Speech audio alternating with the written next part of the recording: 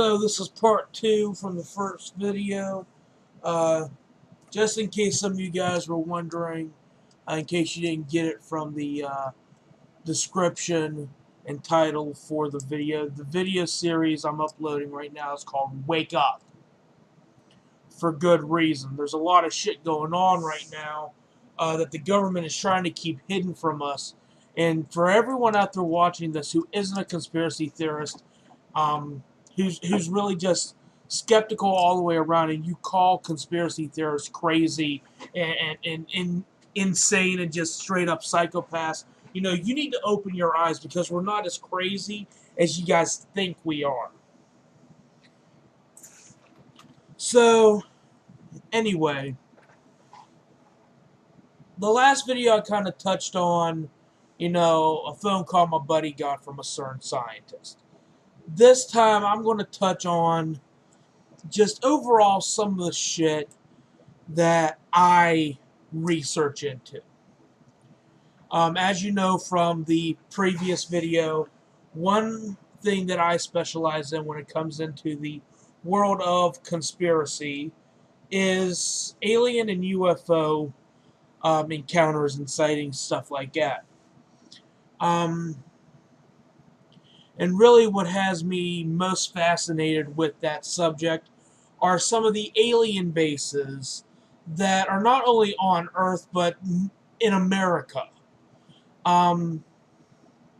There's bases all across this planet, and it's mainly the ones in America that I associate with. However, I do research into quite a few other alien bases as well. As we all know, one of the most infamous quote-unquote alien bases on the planet, let alone in the United States, is Area 51.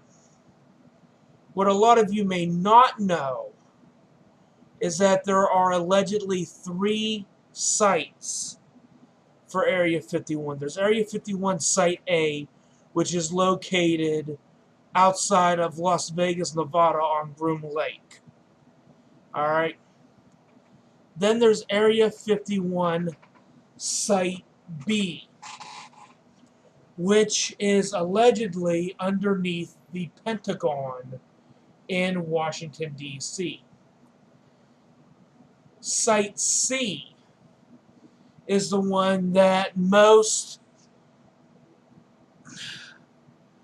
Let's put it like this. If there's any, and I do apologize that I'm somewhat out of frame, I'm having a few issues with my foot right now.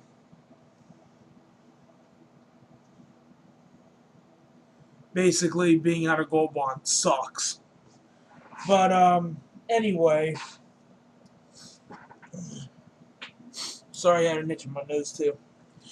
So anyway, Site C is the one that only the government, for whatever reason, seems to know the location of. Site C, no one outside of the government knows its location. Like I said, there are some theories as to where, Site C is located, but no one knows for sure. Like I said, unless you're somewhere in government ranking. A couple of the places Site C is rumored to be. One of which is called the Devil's Triangle of the West. This triangle is located around Los Angeles. Then there's speculation that Site C is located inside of the Bermuda Triangle.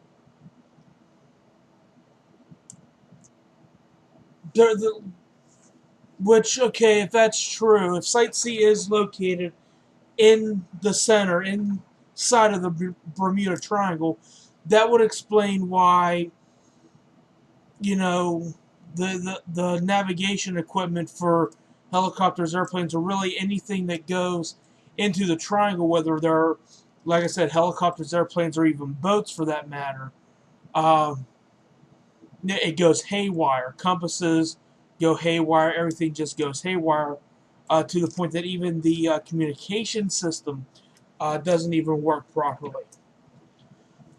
So if Site C is in the Bermuda Triangle, it would explain why there's so much weird shit that goes on there. Um, Along with that, going back to the Devil's Triangle of the West, it would explain why there's so much quote unquote paranormal shit that goes on at that location. Um, some people even theorize that Site C is located, of all places, the legendary lost city of Atlantis.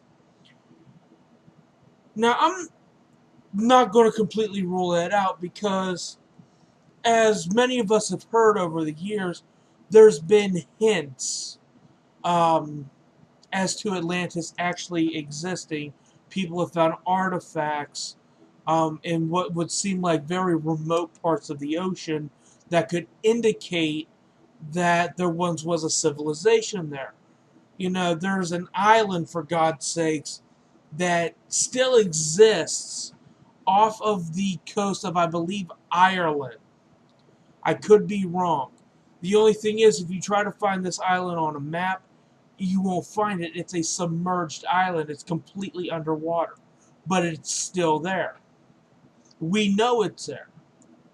So, the question is, if an entire island is submerged and we know about it, we're finding relics for Atlantis, but we've never found Atlantis. We can't say Atlantis does exist. We can't say it doesn't exist.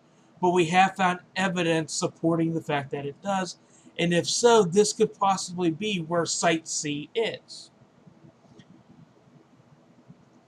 So, what do all three of these locations have in common?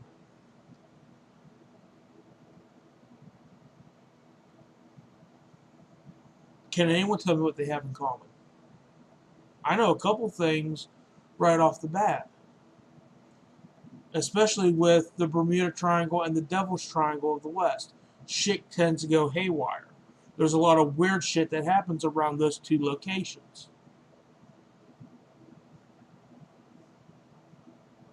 So, I mean, why wouldn't there be some kind of base hidden under the ocean?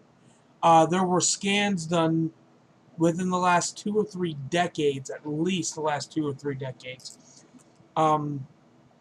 showing dome-like structures under the water, under the ocean, right off the coast of Los Angeles. Coincidence?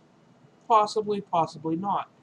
There's stories of abductees not only being taken for a ride around the planet, but being taken to an underwater base somewhere on the planet. No one knows for sure where, but we know it's somewhere on the planet.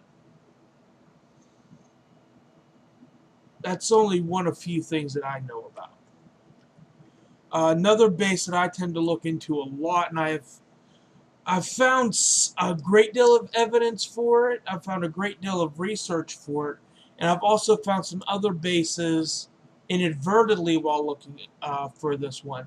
And this is a base in Dulce, New Mexico. It's an underground base. There are 7 levels to it. Each level has something more sinister and dark in it. What is the base, you may ask? Dulce base is allegedly an alien base hidden under the ground in Dulce, New Mexico, with again 7 levels. Now, there are a couple of different stories and rumors floating around about Dulce. The one rumor floating around is that it was strictly a gray base, or just a straight up extraterrestrial base all the way around, and that the deeper you went, like I said, the more sinister the experiments got. And a lot of the time, the experiments weren't even aimed at humanity's needs, but the beings' needs, the extraterrestrials' needs. Clear to the point where there are stories of a vat of human um, fluids, like blood and shit like that, along with body parts, with some extraterrestrials soaked in to gain nutrients and shit like that. Um, Another theory floating around about Dulce is that, sorry, I'm kind of multitasking here, as you can tell. But another story, another theory about Dulce is that part of it was an extraterrestrial base, while part of it was a government base as well, with the upper levels um, being strictly for government personnel, scientists, stuff like that. And the lower 3 or 4 levels being for extraterrestrials. One story goes that a government scientist went down to a level he had no business being on, saw some shit he shouldn't have seen, and it sparked an all-out war in the Dulce base that took the lives of several American soldiers.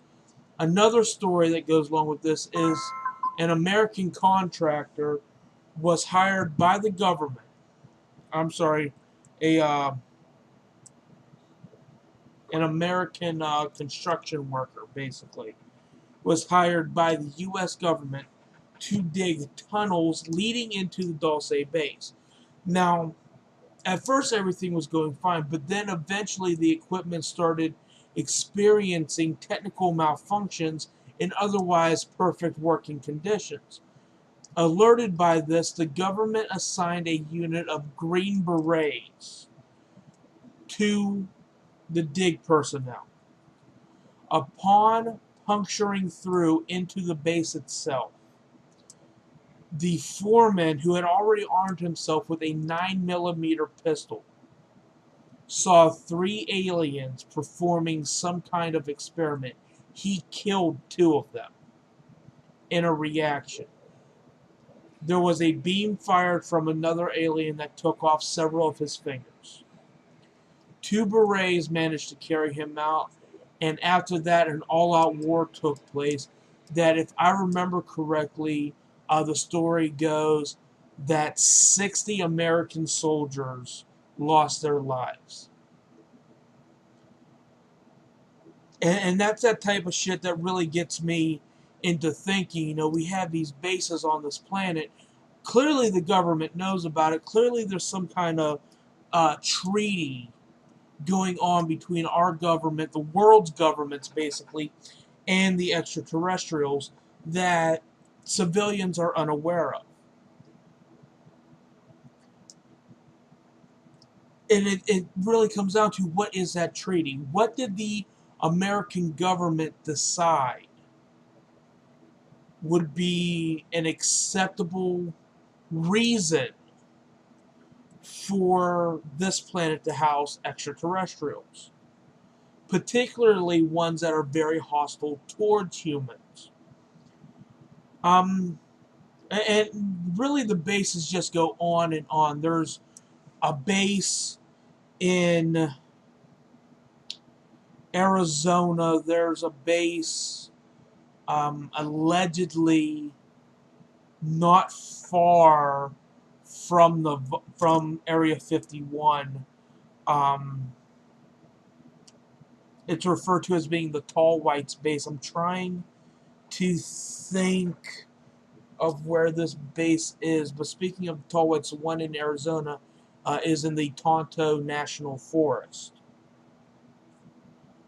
Um, but there are several other extraterrestrial bases located all over the place. For any of you who have heard of this document, who have maybe not taken the chance to see it, I am going to include a link um, in the description for all of these videos. I encourage you guys to check this out. It's a PDF file for a project.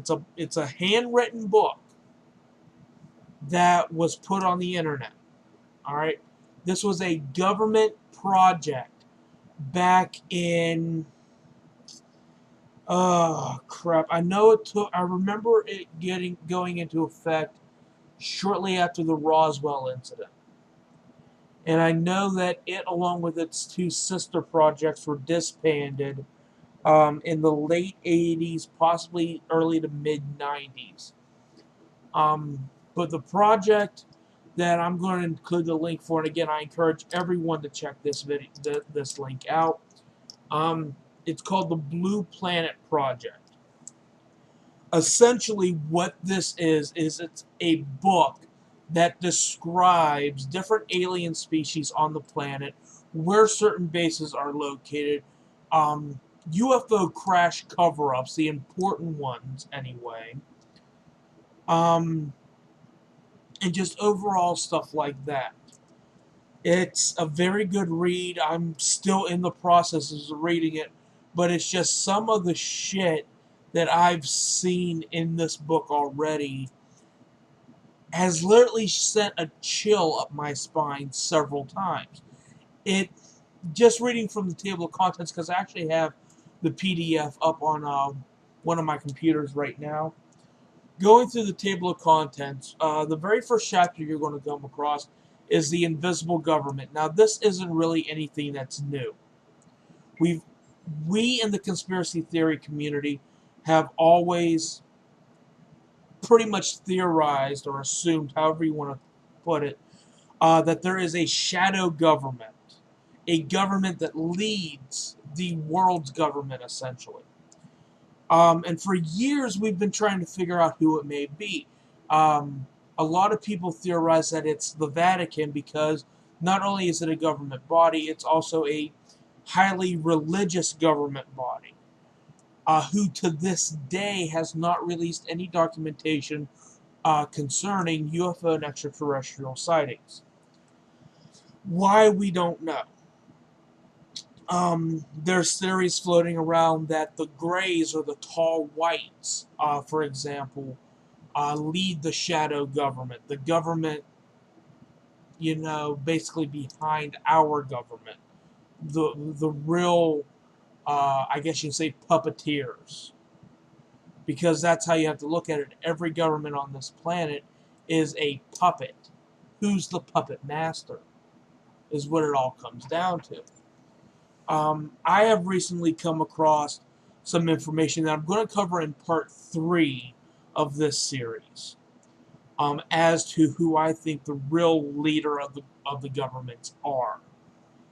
As well as a certain monument here in the United States that this same group created, and how they tie into the whole extraterrestrial vibe as well. So that's all for part 2 of this video. Stay tuned, guys. Part 3 is coming up real soon. Real soon. Turn around. A drop of blood on the ground. No turning back, now it's done.